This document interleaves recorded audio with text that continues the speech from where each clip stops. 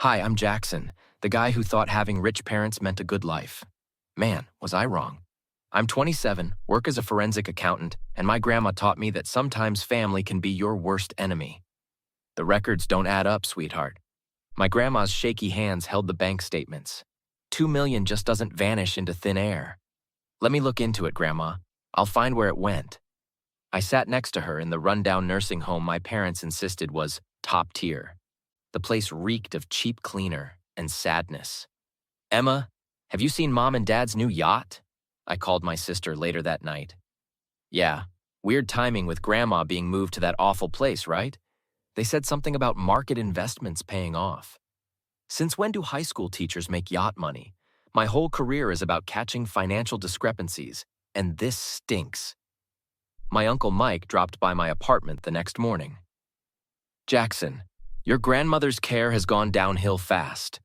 Last year she had a private nurse. Now she's lucky if someone checks on her twice a day. I've been digging, Uncle Mike. The numbers are crazy. Millions missing from her accounts. But the paperwork's a mess. With my background in forensic accounting, these transfers don't make any sense. Be careful, kid. Your parents... 3 loud knocks interrupted us. Police, open up. Jackson Walker, you're under arrest for grand theft and elderly exploitation. This is insane. I was trying to help her. The handcuffs bit into my wrists. We found offshore account documents in your name, transfers from your grandmother's accounts. The detective held up papers I'd never seen. Through the police station window, I saw my parents, Robert and Diana Walker, looking somber as they talked to officers. Your grandmother's antiques were found in a storage unit under your name, they said. What? I don't have a storage unit. I track financial crimes for a living. Why would I be this sloppy? Emma rushed in, tears streaming. Jax, they're saying you stole everything. Mom and Dad showed the police all this evidence. It's fake, Em. They're setting me up because I was close to finding something. Time's up! The officer grabbed my arm. Uncle Mike watched helplessly as they led me away. I'll figure this out, Jackson. Something's not right. Last thing I saw was my parents' faces. Not sad, not angry, but something else. Satisfied. That's when I knew. They'd planned this all along. They thought they'd won. But Grandma taught me something else, too. Always keep an ace up your sleeve.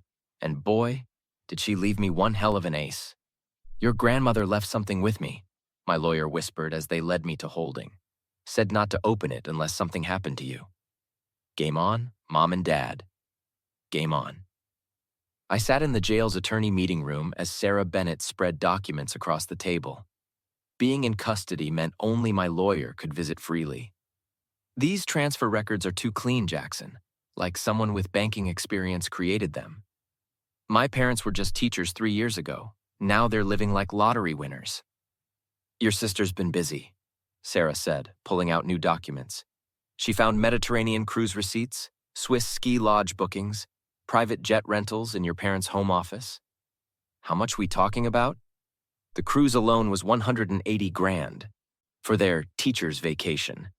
And your dad's got a secret downtown office she tracked down. Sarah shuffled through more papers. Your grandmother's care facility changes are interesting. She went from Diamond Care Living to Sunset Valley in 6 months. That's a massive downgrade. Diamond Care costs like $15K monthly.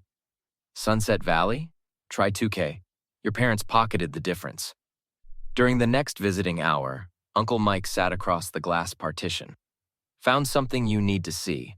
Monthly payments to both facilities, but the expensive ones' checks were being diverted. How'd you get these records?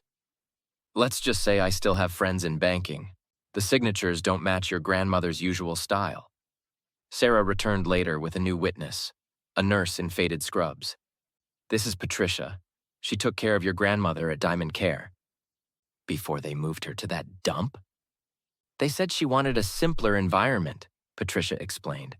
But she kept asking why her private doctor stopped coming. Your parents claimed they couldn't afford it anymore. Couldn't afford it? While buying a beach house? Your grandmother was on specialized medication.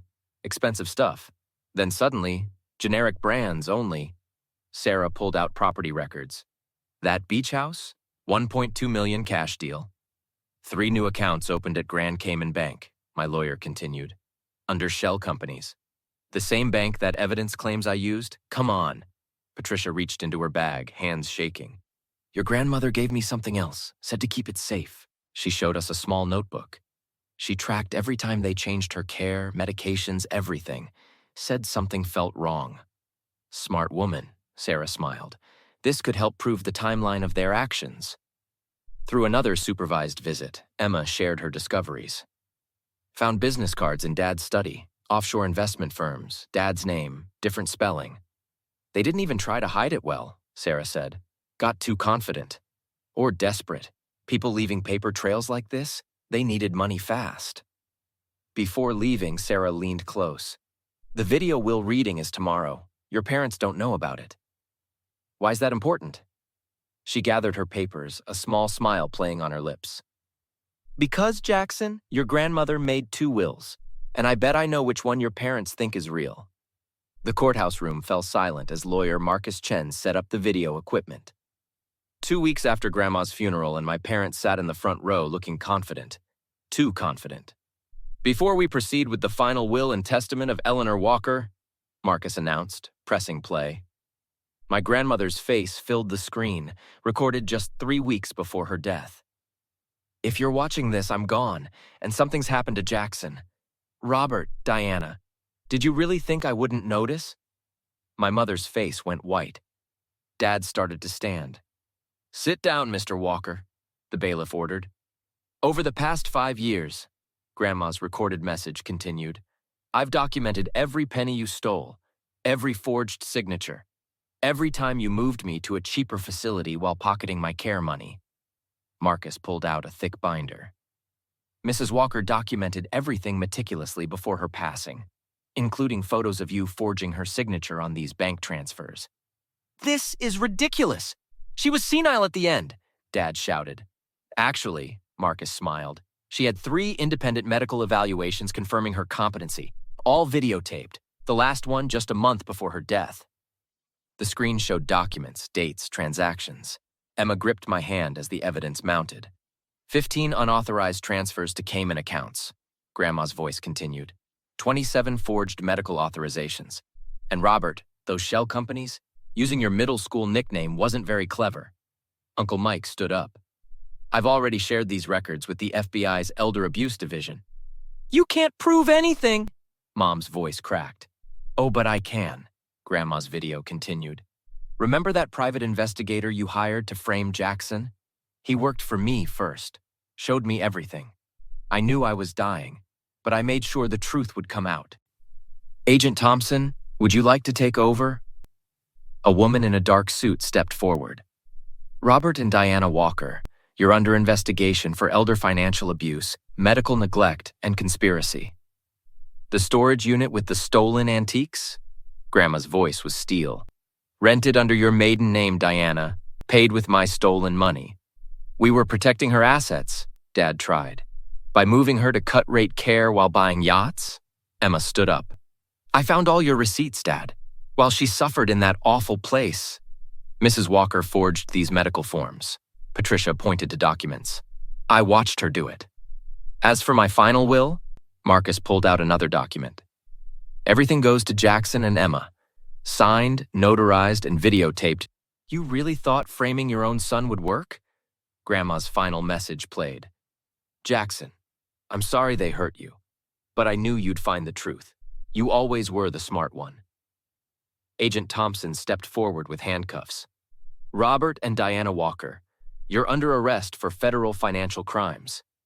All this time, I said, watching them being led away, you thought you were so clever.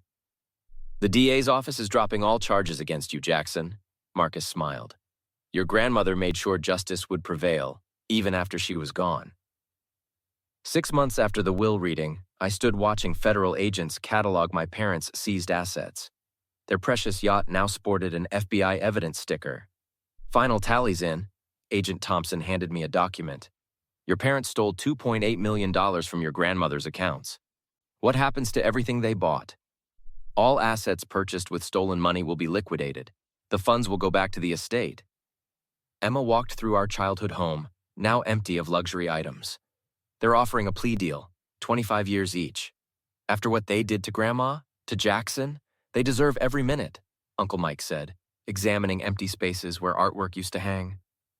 The evidence from your grandmother's investigation was crucial, Sarah explained.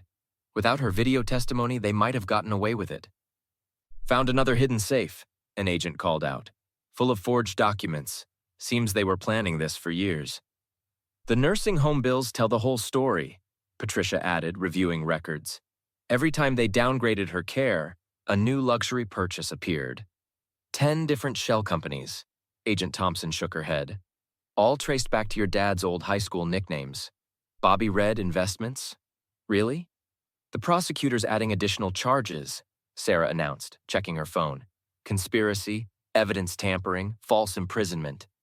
They're trying to claim diminished capacity, Emma scoffed. Said the stress made them do it. That won't fly, Agent Thompson smiled. Your grandmother's videos show they were perfectly calculated. The estate transfer is complete. Marcus walked in with final papers. Everything's now legally in your names. The house, the remaining accounts, everything. What about their retirement funds? I asked. Frozen, along with every account they touched in the last 6 years. They'll leave prison with nothing. Just heard from the DA, Sarah added. They're pushing for maximum sentences on the false imprisonment charges. Nobody likes dirty cops who helped frame an innocent man.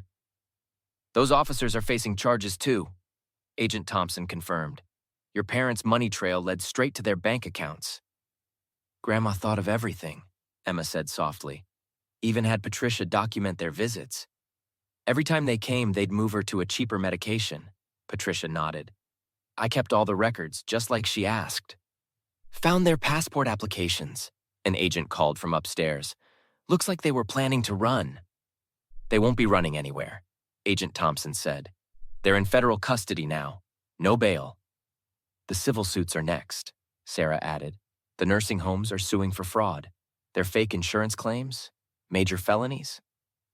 What happens to the house? Emma asked. We'll sell it, I decided. Use the money to set up a foundation in Grandma's name. Help other elderly abuse victims. She'd love that, Uncle Mike smiled. Always wanted her money to help people. One last thing, Marcus pulled out an envelope. Your grandmother left this video for after the trial. Said to watch it when justice was served. Some last ace up her sleeve? No, Marcus smiled. Just a grandmother's love, and maybe a few stock tips she never told your parents about. What would you do if someone you trusted, your own parents, betrayed you and tried to frame you for their crimes? Would you show mercy if they begged for forgiveness, or would you let justice take its full course like Jackson did? Leave your thoughts in the comments below. I'm really curious to hear how you'd handle such a deep family betrayal. Sometimes the people closest to us can hurt us the most. If you enjoyed this story of justice and revenge, hit that like button and subscribe for more gripping family drama stories. The eternal question remains, is blood really thicker than water? Let me know what you think.